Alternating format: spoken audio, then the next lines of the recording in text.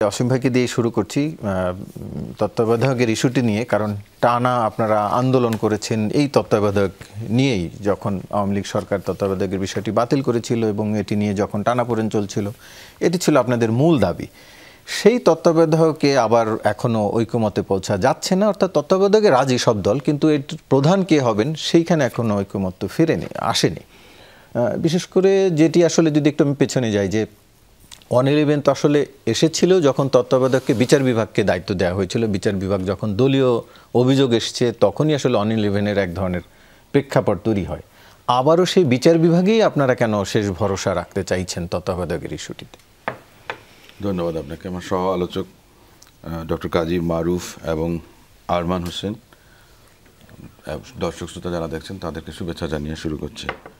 আপনি শুরুতে যে কথাটা বললেন যে বিচারপতিদের যে দলীয় দৃষ্টিভঙ্গির কথা আপনি তুলে আনলেন, সে কারণে সেটা বিতর্কিত ছিল। দেখুন, প্রধান বিচারপতি আপনার KM হাসান সাহেব প্রধান বিচারপতি ছিলেন, তখন কিন্তু কেউ বলেননি যে উনি দলীয়। আপনাদের সাংবাদিক বন্ধুদের মধ্য থেকে আমাদের সুপ্রিম কোর্টের রিপোর্টারদের একজন, তিনি জিজ্ঞেস করেছিলেন তৎকালীন আওয়ামী লীগের আইনমন্ত্রী ছিলেন একসময় আব্দুল মতিন খসরু সাহেবকে, যে স্যার আপনি একটু KM হাসান সাহেব সম্পর্কে বলেন। তখন উনি বলেছিলেন, ওনার সম্পর্কে যদি কোনো খারাপ কথা বলি তাহলে আল্লাহ আমাকে মাফ করবেন না। তখন ওই সাংবাদিক বন্ধু বলেছিলেন, স্যার তাহলে লিখে দেই পত্রিকায়। তখন উনি বলেছিলেন, তুমি যদি লিখে দাও শেখ হাসিনা আমারে ক্ষমা করবে না। এটা ছিল বাস্তবতাটা। সে সময় তত্ত্বাবধায়ক সরকার ব্যবস্থাকে কিন্তু বিতর্কিত করা হয়নি, করা হয়েছিল নির্বাচনটাকে বাধাগ্রস্ত করার জন্য। মূলত এটাই ছিল আওয়ামী লীগের মূল উদ্দেশ্যটা। দ্বিতীয় যে বিষয়টা ছিল যে তৎকালীন সর্বশেষ ইমিডিয়েট ফার্স্ট চিফ জাস্টিস ছিলেন KM হাসান সাহেব, তার আগে ওনার প্রেডিসেসর ছিলেন জাস্টিস মাহমুদুল আমিন চৌধুরী সাহেব নামে আরেকজন ভদ্রলোক। ওনার কথা কিন্তু আমার সিনিয়র প্রয়াত আইনজীবী, দেশবরেণ্য আইনজীবী খন্দকার মাহবুবউদ্দিন আহমেদ এবং আমার father in law Abdul Mannan Saheb, তারা দুজনেই কিন্তু ম্যাডামকে বলেছিলেন যে ম্যাডাম মাহমুদুল আমিন চৌধুরী সাহেবকে তাহলে মেনে নেন। তখন ম্যাডাম একটা কথা বলেছিলেন যে ওটা যদি হয় তাহলে তো দেখা গেছে যে KM হাসান সাহেবকে একটা ব্র্যান্ডিং করে দেওয়া, একটা অপবাদ হয়ে যাবে ওনার উপরে, তাই না? ওটা অ্যাডমিট করে নেওয়া, যার কারণে যে কোনো কারণেই হোক না কেন সে সময় তখন সেটা কার্যকর হয়নি। পরবর্তীকালে দেখা গেছে যে প্রেসিডেন্ট ছিলেন ইয়াজউদ্দিন সাহেব, তিনি আপনার দায়িত্ব গ্রহণ করেছেন, কারণ রাজনৈতিকভাবে পরিবেশটা এমন বিপর্যয়কর একটা বিপর্যস্ত অবস্থার মধ্যে চলে গেছে। আপনার দাঙ্গা হাঙ্গামা, লগি বৈঠা, কত কিছু আমরা দেখেছি।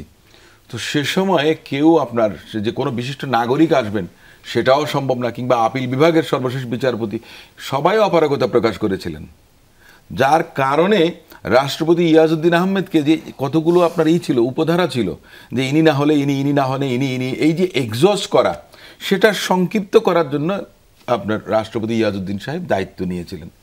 যাই হোক, সেটাও আপনার মনে করেন যে শেষ হয়নি। না হলে যেটা সবার উদ্দেশ্য ছিল, যে অসৎ উদ্দেশ্য ছিল 1-11 আনা একটা ষড়যন্ত্রের মধ্য দিয়ে, সেটা হয়েছিল। আপনি সিস্টেমের মধ্যে মনে করেন যে ত্রুটি থাকতে পারে। খায়রুল হক সাহেব যখন জাজমেন্ট দিয়েছিলেন, ইনিশিয়াল যে শর্ট জাজমেন্ট, সেখানে তিনি বলেছেন যে তত্ত্বাবধায়ক ব্যবস্থা আপনার অসাংবিধানিক, তারপরেও অন্তত 2 মেয়াদ নির্বাচনটা হতে পারে, তার মানে হওয়া উচিত। কেন?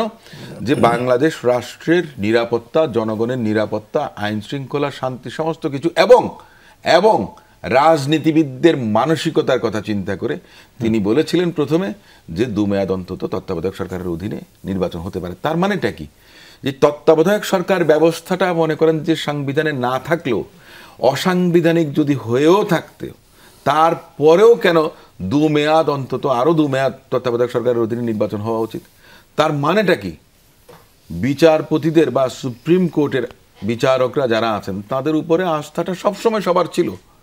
আমি তো মনে করি যে এখনো আছে। তখন আওয়ামী লীগ রাজি হয়নি, বা মোট কথা আপনারা ঐকমত্যে পৌঁছাতে পারেননি। জি, ভবিষ্যতে যে পারবেন তারও তো কোনো ভরসা নেই। আর এই আপনি যদি বিচারপতিদেরকে না মানতে পারেন, যার কাছে আপনি বিচার চাইতে যেতে পারেন, আমি যে উদাহরণটা দিয়েছিলাম যে মরহুম আব্দুল মতিন খসরু সাহেবের কথাটা আমি যেটা বললাম, না ঠিক আছে আপনার পয়েন্টটা, কিন্তু এতে বিচার বিভাগকে যেই দল ক্ষমতায় যাবে তারা এক ধরনের প্রভাব করতে পারে, প্রভাব বিস্তার করতে, সেই চেষ্টাটা তৈরি হওয়ার দেখেন, আশঙ্কা থাকে আমরা কিনা? যে এখন সংস্কার চলছে না, সেপারেট জুডিশিয়াল সেক্রেটারিয়েটের কথা বলা হচ্ছে, বিচারক নিয়োগের প্রক্রিয়ার মানে দলীয় নিয়োগের একটা কথা বলা হচ্ছে, কেন করা হচ্ছে সেটা, এই সংস্কারটা কেন, যে বিচার বিভাগকে নিয়ে যে কথাবার্তা এসছে দলীয়ভাবে নিয়োগ করা, তাই না, তো সে জায়গাটা থেকে তো বের হওয়ার সেটি যাতে জন্যই না তো এটা করা হচ্ছে। তাহলে এটা যদি আপনার, আমি তো মনে করি যে এটা যুগপৎভাবে চলতে পারে। আপনি অন্য কোন বিশিষ্ট নাগরিককে আপনি তত্ত্বাবধায়ক সরকারের প্রধান করবেন,